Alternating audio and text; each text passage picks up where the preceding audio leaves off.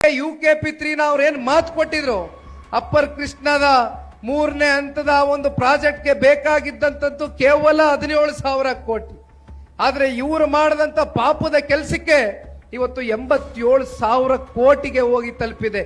ಸರಿಸುಮಾರು 70,000 ಕೋಟಿಗೆ ಇವತ್ತು UKP 3ನೇ ಹಂತದ ಆ ಪ್ರಾಜೆಕ್ಟ್ಗೆ ಹಣ ಹೊಂದಿಸಬೇಕಾಗಿದೆ. ಇದು ಈ ಕಾಂಗ್ರೆಸ್ನವರು ನಡ್ಕೊಂಡಿರ್ತಕ್ಕಂಥ ರೀತಿ. ಇನ್ನ ಕಲ್ಯಾಣ ಕರ್ನಾಟಕದ ಬಗ್ಗೆ ಬಹಳ ಮಾತನಾಡ್ತಾರೆ ಕಾಂಗ್ರೆಸ್ನವರು. ಇಲ್ಲಿರ್ತಕ್ಕಂಥ ಕಲ್ಯಾಣ ಕರ್ನಾಟಕದಲ್ಲಿ ಬಹುತೇಕ ಕಾಂಗ್ರೆಸ್ನವರು ಈ ಒಂದು ಸರ್ಕಾರದಲ್ಲಿ ಶಾಸಕರಾಗಿದ್ದಾರೆ. ದೊಡ್ಡ ದೊಡ್ಡ ಪ್ರಭಾವಿಗಳು ಅವ್ರನ್ನ ಬಹಳ ದೊಡ್ಡ ಮಟ್ಟಕ್ಕೆ ರಾಜಕಾರಣದಲ್ಲಿ ಬೆಳೆಸಿರ್ತಕ್ಕಂಥವ್ರು ತಾವುಗಳು. ಆದ್ರೆ ಕಲ್ಯಾಣ ಕರ್ನಾಟಕದ ನಿಜವಾದಂತ ಕಲ್ಯಾಣ ಏನಾದ್ರು ಇಲ್ಲಿಯವರೆಗೂ ಆಗಿದ್ಯಾ ಅಂತಕ್ಕಂಥದ್ದನ್ನ ಪ್ರಶ್ನೆ ಮಾಡಿದ್ರೆ ಬಹುಶಃ ನಾವು ನೀವು ಅಂದ್ಕೊಂಡ ಮಟ್ಟಕ್ಕೆ ಈ ಭಾಗದ ರೈತರಿಗೆ ವಿಶೇಷವಾಗಿ ಕಳೆದ ವರ್ಷ ಆದಂತ ಒಂದು ಅನ್ಯಾಯ ಏನಿತ್ತು, ಬಹಳ ದಿನಗಳೇನು ಕಳೆದಿಲ್ಲ, ಹಲವಾರು ತಿಂಗಳುಗಳಿಂದ ಅಷ್ಟೇ ಅತಿವೃಷ್ಟಿ ಆಯಿತು. ಅತಿವೃಷ್ಟಿಯಾಗಿ ಬಿದರ್ನಲ್ಲಿ, ಕಲಬುರಗಿನಲ್ಲಿ, ಯಾದಗಿರಿ ಅಂತಕ್ಕಂಥ ಜಿಲ್ಲೆಗಳಲ್ಲಿ ರೈತರು ಬೆಳೆದಂತ ಬೆಳೆ ಸಂಪೂರ್ಣವಾಗಿ ನಾಶ ಆಯಿತು.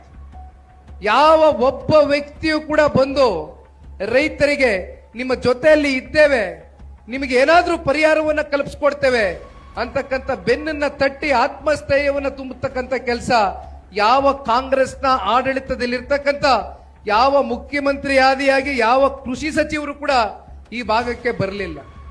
ಕೊನೆಗೆ ಏನ್ ಹೇಳಿದ್ರು, ಕೇಂದ್ರ ಸರ್ಕಾರ ಕೊಡ್ತಕ್ಕಂಥ ಪರಿಹಾರ ಕೊಡ್ಲಿ, ಮಾತೆತ್ತಿದ್ರೆ ಕೇಂದ್ರ ಸರ್ಕಾರದ ಮೇಲೆ ಗೂಬೆ ಕೂರಿಸ್ತಕ್ಕಂಥದ್ದನ್ನ ಬಿಟ್ರೆ ಬೇರೆ ಈ ರಾಜ್ಯ ಸರ್ಕಾರದ ಕಡೆಯಿಂದ ಇನ್ನು ಯಾವುದೇ ಒಳ್ಳೆ ಕಾರ್ಯಕ್ರಮಗಳು ಆಗ್ತಾ ಇಲ್ಲ. ಅದರಲ್ಲೂ ರೈತರ ಬಗ್ಗೆ ಅವ್ರಿಗೆ ಒಂದು ಕಿಂಚಿತ್ತು ಕಾಳಜಿ ಇಲ್ಲ ಅಂತಕ್ಕಂಥದಕ್ಕೆ ಕಳೆದ 3 ವರ್ಷದಿಂದ 2,800ಕ್ಕೂ ಹೆಚ್ಚು ರೈತರು ಆತ್ಮಹತ್ಯೆ ಮಾಡ್ಕೊಂಡಿದ್ದಾರೆ. ರೈತರು ಆತ್ಮಹತ್ಯೆ ಮಾಡ್ಕೊಳ್ತಾ ಇರ್ತಕ್ಕಂಥ ಕಾರಣನಾದ್ರೂ ಏನು? ಆ ರೈತ ಕೇಳ್ತಾ ಇರ್ತಕ್ಕಂಥದ್ದೇನು? ಅವನ ಹೊಲ ಗದ್ದೆಗಳಿಗೆ ನೀರನ್ನ ಕೇಳ್ತಾನೆ. ಮತ್ತೆ ಆ ರೈತರಿಗೆ ಅತಿವೃಷ್ಟಿನೋ ಅನಾವೃಷ್ಟಿನೋ ಆಗಿ ಆ ಬೆಳೆ ನಾಶ ಆದ್ರೂ ಕೂಡ ಆ ರೈತನಿಗೆ ಬೇರೆ ಇನ್ಯಾವುದೇ ವ್ಯವಹಾರಗಳಾಗ್ಲಿ ವಹಿವಾಟುಗಳ ಬಗ್ಗೆ ಆತನಿಗೆ ಅರಿವೇ ಇಲ್ಲ. ಮತ್ತೆ ಇನ್ನೊಂದು ಬೆಳೆ ಬೆಳೀತಕ್ಕಂಥದಕ್ಕೆ ರೈತ ಸಿದ್ಧನಾಗ್ತಾನೆ.